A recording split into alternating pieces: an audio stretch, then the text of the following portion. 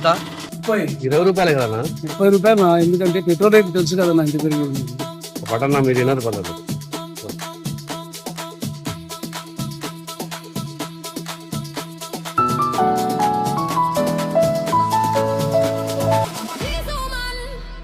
రవి ఎక్కడున్నావు? ఇప్పుడే ఇంటికి వచ్చినాను. సరే ఇక్కడే ఉండు, నేను వస్తుంది. నీకు విషయం చెప్పాలి.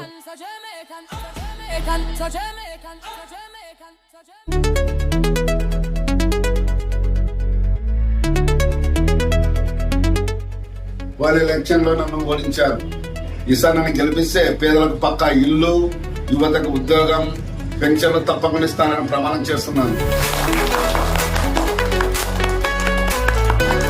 నీలో నేను ఒకటిగా ఉంటా. రాజకీయ పార్టీలు జనాలకు ఎప్పుడు మంచి చేయాలి తప్ప చెడు చేయకూడదని ఎప్పుడు నేను నమ్ముతుంటాను.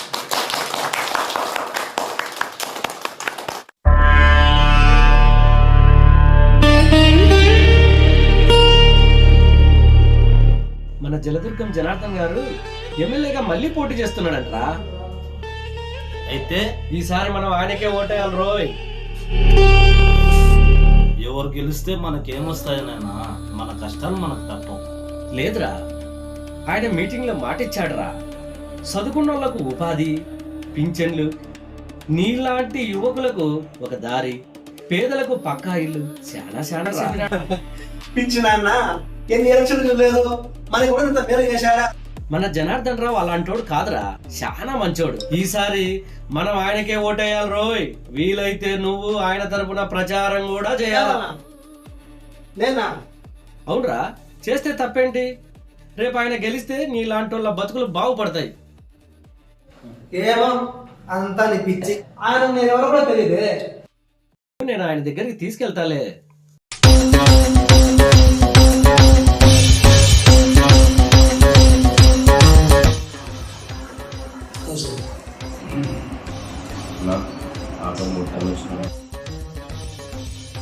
ఓహో దా కూర్చో.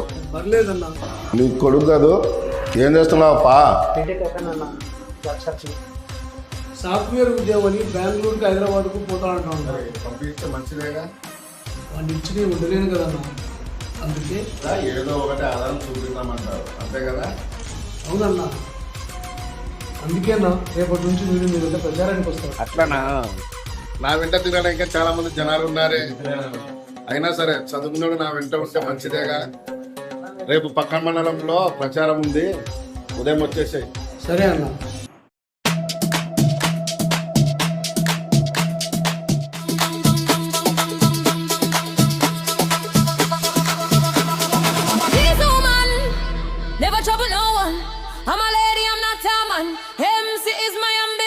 I come feel nice up Jamaican, so Jamaica bam bam bam bam bam bam. Election లో నన్ను ఓడించినారు, ఈసారి ఓటేసి నన్ను గెలిపించండి. మర్చిపోదుకా అన్న, మర్చిపోవాకరే అన్న, ఖచ్చితంగా ఓటు వేయాలి.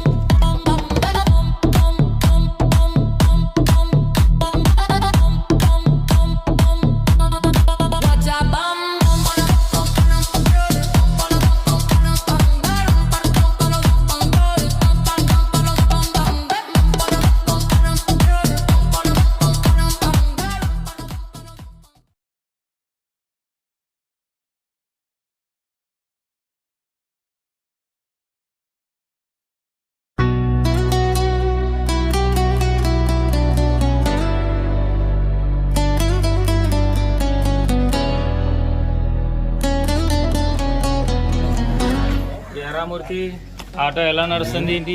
ఏదో అలా నడుస్తుంది. ఊర్లోకి ఎమ్మెల్యే వచ్చాయంట కదా, వాడిని పంపించకూడదు? అవునరా, నాకు నిన్న పొద్దున్నే తెలిసింది. నేను పంపిస్తా.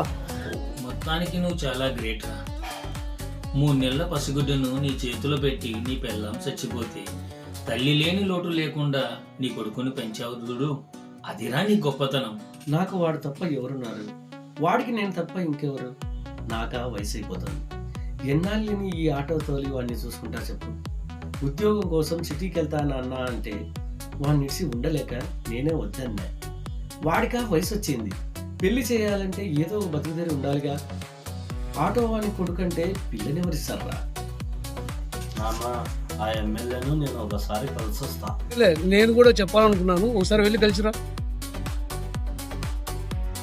రేయ్ పెద్దవాళ్ళ దగ్గరికి వెళ్తున్నావు, కాస్త ఆ షర్ట్ అన్నా మార్చుకోబోరా.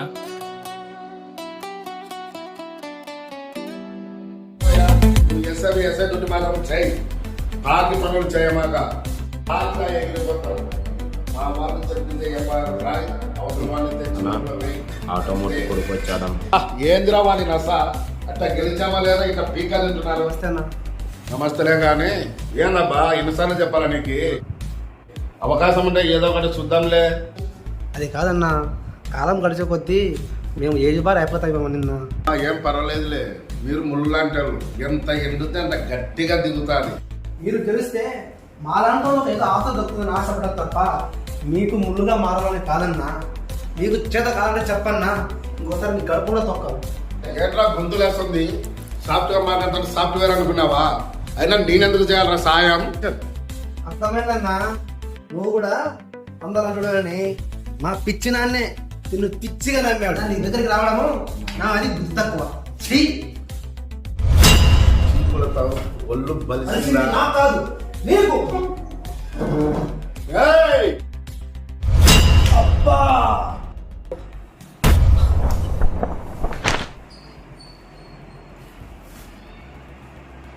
అన్నా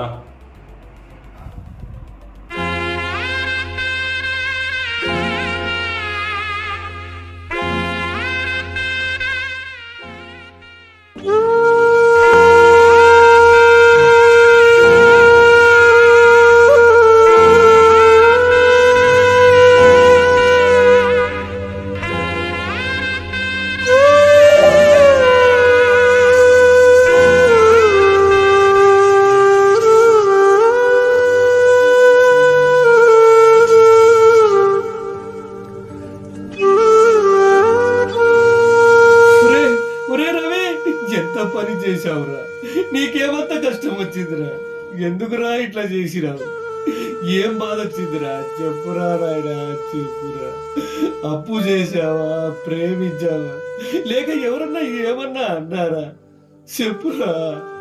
తల్లి లేని పిల్లోడు అని గుండెల్లో పెట్టుకున్నా కదరా, ఇలా గుండెల మీద తండిపోతావు అనుకోలేదురా. నాకు నువ్వు తప్ప ఎవరున్నారా? నువ్వు లేకుండా ఎలా బతకాలరా, ఎవరి కోసం బతకాలరా చెప్పురా రవి, చెప్పురా. ఏంద్రా ఇది చిన్నపిల్లల లెక్క, వాడు నీ తలరాతల రేడురా. వాడే కాదురా, నా జీవితమే నా తలరాతలో లేదురా. కొడుకు బాయ, పిల్లాం బాయ, ఇంకా నేను ఎవరి కోసం బతకాలరా? పాయరా నా కొడుకు పాయరా. రే రవి, రవి.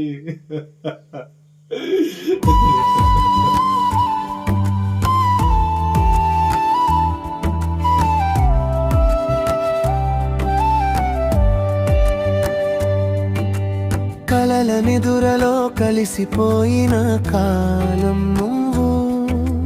నువ్వొక తీయని జ్ఞాపకమై మిగిలిపోయిన జీవం నేను. ఆశల పల్లకిలో ఊరిగే శవాల సన్నిధి నీవు. ఎడారి పాటల ఎదురు చూపులో ఒంటరినైనా నేను. వారం రోజుల నుంచి తిండి తినకపోతే ఎలారా? కనీసం ఏడవడానికన్నా శక్తి కావాలిగా. నీకు విషయం చెప్పాలరా, ఇక దాచిపెట్టడం నా వల్ల కావట్లేదు.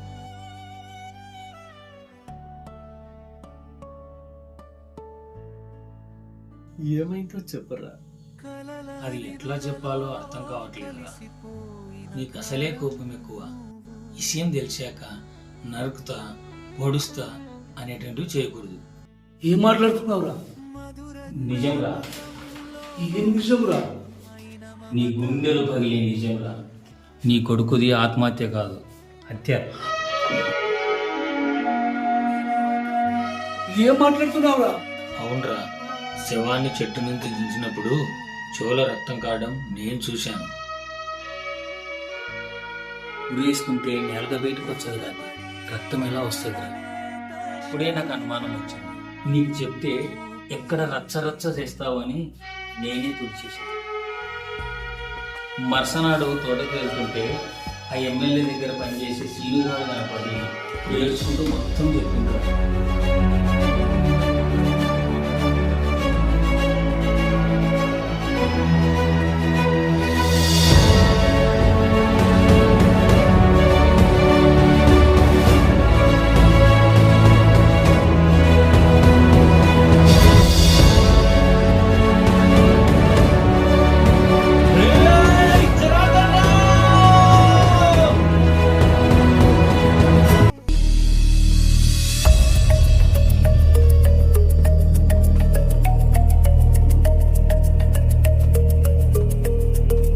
ఇదేరా ఈ ఆవేశం చూసారా ఇన్నాళ్ళు నేను నీకు చెప్పింది. వాడిని ముక్కలుగా నరికి జైలుకు పోతారా? నరుకుతావు, జైలుకి వెళ్తావు, నీ కొడుకు వస్తాడా? అయినా పర్లేదు వాడిని జీవితాంతం జైల్లో మగ్గుతావా? మరి ఏం చేయమంటావురా? నోరు మూసుకొని ఉండమంట, మౌనంగా భరించమంట. అసలు మనం రాజకీయ నాయకుల దగ్గరికి వెళ్ళడమే మనం చేసిన తప్పు. వాళ్ళకేమరా డబ్బు ఉంటుంది, బలం ఉంటుంది, బలగం ఉంటుంది, ఆఫీసర్లు వాళ్ళ చుట్టే తిరుగుతుంటారు. మనం పొద్దున లేచినప్పటి నుంచి 10 రూపాయల కోసం చేతులు ఎదవనాపకు బతుకులరా మనకి. ఆరం దేవుడి మీద వేసి బలంగా బతకడం తప్ప చేయగలిగింది ఏం లేదురా. నా మాట కోపం తగ్గించుకో. కేసులు గొడవ ఎదురు వెళితే ఏదో కేసు పెట్టి వాళ్ళే నిన్ను ముయించేస్తారు. అవసరమా ఇదంతా మనకి? పోయినోడు ఎట్లాగా రాడు, ఉన్నోడు నువ్వన్నా మనశ్శాంతిగా ఉండు. కొడుకు జ్ఞాపకాలతో, భార్య జ్ఞాపకాలతో జీవితాన్ని అలా సాగించు.